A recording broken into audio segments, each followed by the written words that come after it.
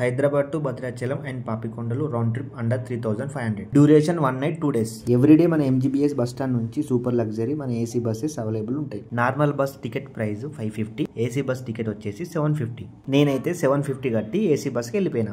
మంచి ఒక స్లీప్ వేసి మార్నింగ్ 4:30 లోపు భద్రాచలం రీచ్ అయిపోయినా. బస్ స్టాండ్ నుంచి భద్రాచలం టెంపుల్ కి కిలోమీటర్న్నర ఉంటుంది. నడుచుకుంటూ వెళ్ళొచ్చు, ఆటోస్కి వెళ్ళొచ్చు. టెంపుల్ నియర్ బై లో రూమ్ తీసుకోండి. Starting rate 800 rupees. మంచిగా పొద్దున్న లేచి గోదావరి గంగలో స్నానం చేసి ఇంకా దర్శనానికి స్టార్ట్ అయిపోయినా. మంచిగా గుడి మొత్తం తిరిగి దర్శనం కంప్లీట్ చేసుకొని అక్కడ నుంచి వెళ్ళి పర్ణశాల స్టార్ట్ అయిపోయినా. గుడి బయటనే ఆటోస్ ఉంటాయి. చిన్న అరుణాచలము, పర్ణశాల అన్ని వాళ్ళే చూపిస్తారు. ఒక్కరికి వచ్చేసి 200 రూపీస్. ఇక మన మినీ అరుణాచలం టెంపుల్లో శివుని దర్శనం చేసుకొని అక్కడే శివలింగాలు ఉన్నాయి లైన్ గా.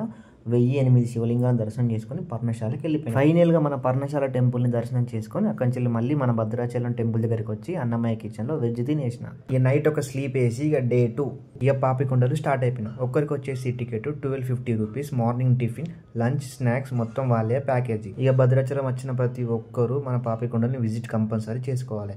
ఈ ప్యాకేజ్ లో భద్రాచలం టెంపుల్ నుంచి పాపికొండలకి 70 కిలోమీటర్స్ ఉంటాయి. వాళ్ళే తీసుకొస్తారు. ఇక మంచిగా మన పాపికొండలు వ్యూ చూసుకుంటా గోదావరిని ఎంజాయ్ చేయాలి. ఇక పాపికొండలు కంప్లీట్ చేసుకొని మన భద్రాచలం బస్ స్టాండ్కి వచ్చేసి మళ్ళీ హైదరాబాద్ బస్ ఎక్కేసిన.